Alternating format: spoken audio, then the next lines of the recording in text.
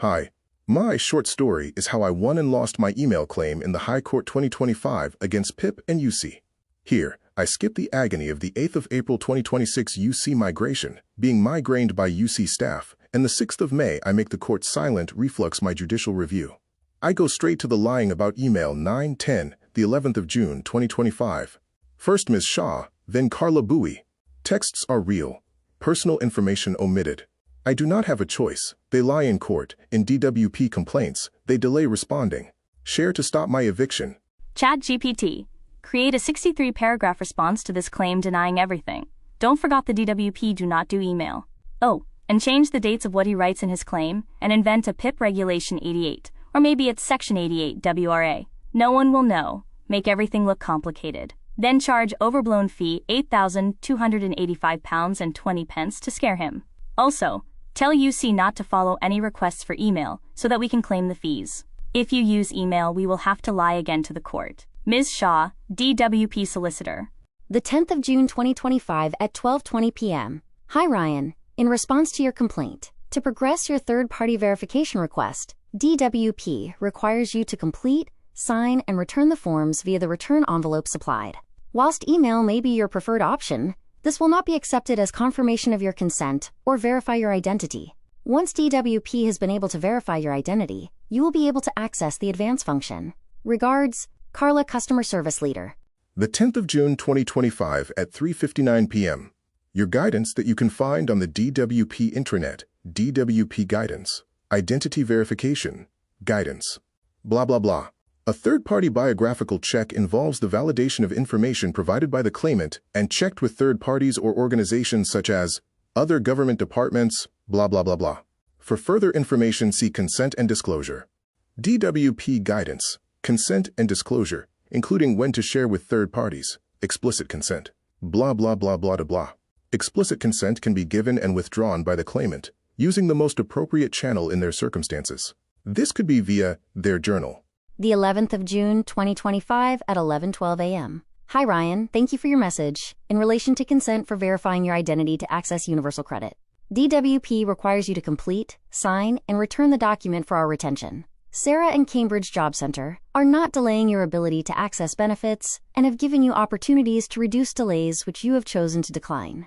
Explicit consent can be used once a claimant has had their identity verified.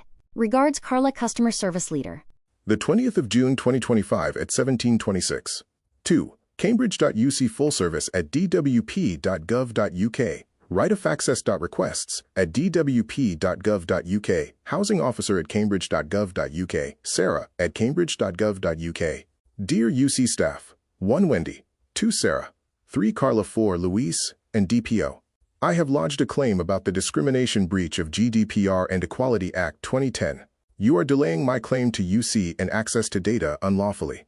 The particulars of the claim will follow, 14 days. Attached is the LBA for data breach, reasonable adjustment requests. Regards, Ryan. On Wednesday, the 25th of June 2025 at 12:28, Sarah at cambridge.gov.uk wrote, Dear Ryan, I can confirm that I have just received an email from UC asking me to verify your identification by confirming your tenancy details below. I have just responded and agreed with their statement. Hi Sarah, I need to confirm as the landlord has been reported as Cambridge City Council, City Homes. If you can get back to me urgently, I would really appreciate it. Kind regards, Sarah. If Ms. Shaw was not satisfied lying to the High Court on the 9th of June 2025 about PIP and UC, she took another opportunity on the 3rd of October 2025. To give context, to the left is a timeline.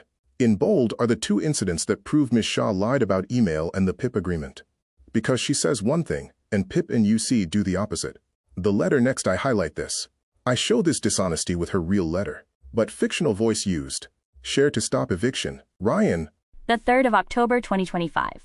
Dear Sir/Madam of the High Court, I am writing on behalf of the Secretary of State for Work and Pensions, SSWP, regarding the above case. I want to again lie to the court to cover up the previous lie made on the 9th of June 2025. This is because, although I said that UC cannot use email, they could and did, on the 25th of June 2025 when I told them not to.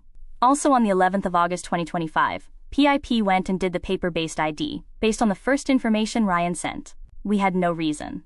Instead of the truth, We will omit that UC and PIP has the power to use email in the Reg 5 and Schedule 2 of the CP Regs 2013, and that we used email on the 25th of June 2025 under Section 37.6 of CP Regs 2013, Landlord Info Request and ID Policies.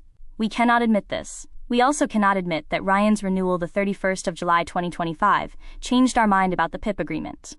I will now tell the UC staff to not process the claim, so that Ryan will be evicted as revenge for me lying. Ms. Shaw, DWP Solicitor. The 29th of December, 2025. I am busy preparing my claim for judicial review of the SSWP and Cambridge City Council. Thank you for watching. Keep the comments and support coming and share the video. Both DWP and Cambridge City Council want to fool me and others, even their workers, into thinking that this is normal. That people dying because they have failed to attend, and UC unlawfully close a claim where no such law exists. We need to stop this. I need you to share this. Thanks again for your support.